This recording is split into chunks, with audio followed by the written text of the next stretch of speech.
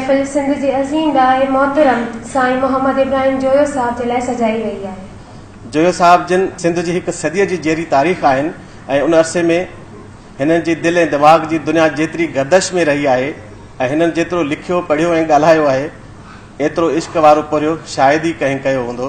मज़हर जमील साहब जे किताब मोहम्मद इब्राहिम जोयो एक सदी की आवाज़ जे अंग्रेज़ी तर्जुमे करण सां असां हिन किताब जे ज़रिए हुन जी आत्म कथा खे न रुगो पाकिस्तानी पर ॿियनि उर्दू पढ़ंदड़नि खां सवाइ बि सॼी दुनिया खे जोयो साहब खां वाक़ुफ़ु करण जी कोशिशि कई आहे।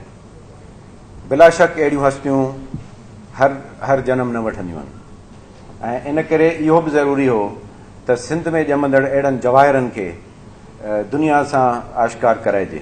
हिन किताब खे मूं पहिरीं त पढ़ियो हो ऐं जोए साहब जी सॼी ज़िंदगी असांजी आदोब आहे जॾहिं खां असीं जोए साहब सां लाइ विछड़ में आहियूं, पर जॾहिं मां किताब खे तर्जुमो करणु वेठुसि त जोए साहब जी शख़्सियत जा अहिड़ा पहलू, अहिड़ा रुख़ आया थी आॾो आया, अहिड़ियूं ॻाल्हियूं आया थी एॾो आयूं जो पढ़ंदे अक्सर मूंखे किन किन ॻाल्हियुनि ते रोअण बि थो।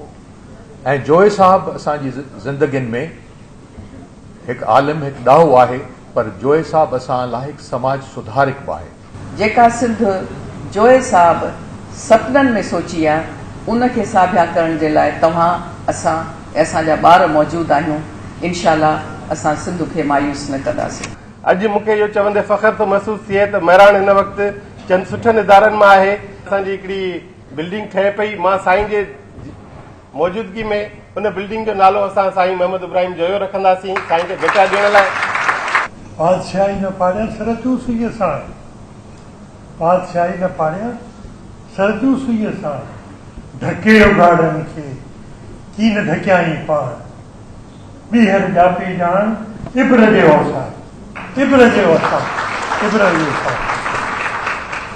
आज के बाद इंशाअल्लाह ताला इब्राहिम जोयो साहब का पोर्ट्रेट उनकी जिंदगी के सवाने, इनकी खिदमत हमारे उन इलस्ट्रियस स्टूडेंट्स के साथ हमारे हॉल ऑफ फेम में होंगी, रोल ऑफ ऑनर में होंगी, जिसमें मोहम्मद अली जिन्ना है, जिसमें इनके ही प्रिंसिपल डॉक्टर दाऊद पोता हैं, जिसमें हमारे एक और स्टूडेंट अल्लामा आया काजी हैं, जिसमें सर शाहनवाज भुट्टो हैं, सर अब्दुल्ला हारून हैं। उस कंपनी में मैं इब्राहिम जोयो साहब को खुश आमदीद कहता हूँ।